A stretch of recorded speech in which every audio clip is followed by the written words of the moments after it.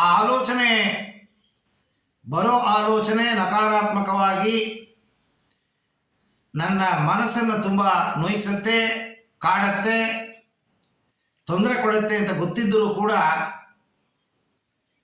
ಪ್ರಜ್ಞೆ ಸ್ಥಿತಿಯಲ್ಲಿ ನಿಮ್ಮಿಂದ ಅದನ್ನು ಸರಿಪಡಿಸಲು ಸಾಧ್ಯವಿಲ್ಲ ಅಥವಾ ಅದನ್ನು ನಿಲ್ಲಿಸಲು ಕೂಡ ಸಾಧ್ಯವಿಲ್ಲ.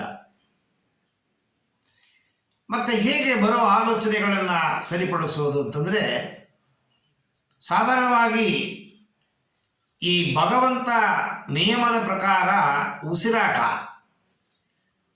ಅದನ್ನು ನಾವು ಏರುಪೇರು ಮಾಡಲು ಪ್ರಯತ್ನಿಸಬಾರದು. ಹೃದಯದ ಬಡತ ಅದನ್ನು ಕೂಡ ನಾನು ಸರಿ ಮಾಡ್ತೀನಿ ಅಂತ ಹೋಗಬಾರದು. ಜೀರ್ಣಕ್ರಿಯೆ ಅದು ಕೂಡ ಇದನ್ನು ಸಿಂಪಥೆಟಿಕ್ ನರ್ವ್, ಪಾರಾಸಿಂಪಥೆಟಿಕ್ ನರ್ವ್ ಹಾಗೆಂತ ಇಂಗ್ಲೀಷಲ್ಲಿ ಕರೀತಾರೆ. ಅಂದರೆ ಕೆಲವೆಲ್ಲ ನಾವು ಆಜ್ಞೆ ಕೊಟ್ಟು ನಡೆಯುತ್ತೆ ದೇಹದಲ್ಲಿ ವಿಚಾರಗಳು, ಕೆಲವು ನಮ್ಮ ಆಜ್ಞೆ ಇಲ್ಲದೇನೆ ತಾನಾಗೆ ನಡೆಯುತ್ತೆ. ಈ ದೇಹದ ಒಳಗಡೆ ಭಗವಂತ ಒಂದು ಸಾಫ್ಟ್ವೇರ್ ರೆಡಿ ಮಾಡಿ ಹಾಕಿದ್ದಾನೆ. ಆ ಸಾಫ್ಟ್ವೇರ್ ಪ್ರಕಾರ ಪ್ರತಿಯೊಂದು ನಡೀತಾ ಇದೆ ಚಲನೆಗಳು. ಈಗ ಕಿಡ್ನಿ ಕೆಲಸ ಮಾಡಬೇಡ ಅಂತ ಕಮೆಂಟ್ ಕೊಡೋಕ್ಕೆ ಸಾಧ್ಯವಿಲ್ಲ. ಲಿವರ್ ಕೆಲಸ ಮಾಡು 108 ಗ್ರಂಥಿಗಳಿದೆ, ಯಾವುದೇ ನಮ್ಮ ಕಂಟ್ರೋಲಲ್ಲಿಲ್ಲ. ಆ 108 ಗ್ರಂಥಿಗಳು ಕೂಡ ತನ್ನ ಇಚ್ಛೆಯಂತೆ ತಾನಾಗಿ ಕೆಲಸ ಮಾಡುತ್ತೆ ಮೆದುಳಿನ ಒಂದು ಹತೋಟಿಯಲ್ಲಿ. ನಾವು ಅದನ್ನು ಯಾವುದು ಸರಿಪಡಿಸೋಕ್ಕೆ ಸಾಧ್ಯವಿಲ್ಲ. ಹಾಗೆಯೇ ಈ ಮನಸ್ಸು ಕೂಡ ನೀವೇನೇ ಪ್ರಯತ್ನ ಮಾಡಿದ್ರೂ ಅದನ್ನು ನಾವು ತಡೆಗಟ್ಟಲು ಸಾಧ್ಯವಿಲ್ಲ. ಹಾಗೆ ತುಂಬ ಮಿತಿಮೀರಿ ನೀವು ತಡೆಗಟ್ಟಕ್ಕೆ ಹೋದ್ರಿ ಅಂತಂದರೆ ಹುಚ್ಚಿಡಿದು ಹೋಗುತ್ತೆ. ಈ ಆಧ್ಯಾತ್ಮದಲ್ಲಿ ಸುಮಾರು ಜನಗಳಿಗೆ ತಲೆಗೆಟ್ಟೋಗುತ್ತೆ. ಕಾರಣ ಏನು ಅಂತಂದರೆ, ಸರಿಯಾದ ಗುರು ಇಲ್ಲ, ಸರಿಯಾದ ಗೈಡೆನ್ಸ್ ಇಲ್ಲ.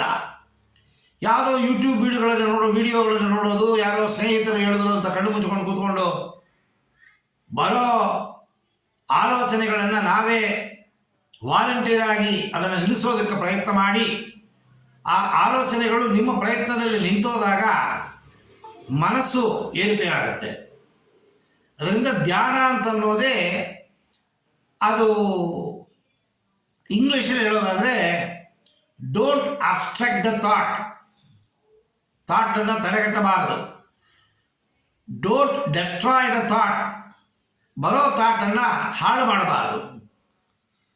ಡೋಂಟ್ ಅಲೌ ದ ಥಾಟ್ ಅಂದರೆ ಬರೋ ಆಲೋಚನೆಗಳ ಜೊತೆಗೆ ನೀವು ಹೋಗಬಾರದು. Don't follow the thought. So ಈ ಧ್ಯಾನ ಮಾಡಬೇಕು ಅಂತಂದರೆ ಈ 3 ಪ್ರಿನ್ಸಿಪಲನ್ನು ನೀವು ಫಾಲೋ ಮಾಡಬೇಕು. ಹಾಗೆಯೇ ಈ ಗೈಡೆಡ್ ಮೆಡಿಟೇಷನ್ ಅಂತ ಏನು ಹೇಳ್ತೀವಿ, ಸೈಂಟಿಫಿಕ್ ಗೈಡೆಡ್ ಮೆಡಿಟೇಷನ್, ಇದನ್ನು ಮಾಡಿದಾಗ ಮನಸ್ಸು ತನಿಚ್ಛೆಯಂತೆ ತಾನು ಕೆಲಸ ಮಾಡ್ತಿರುತ್ತೆ.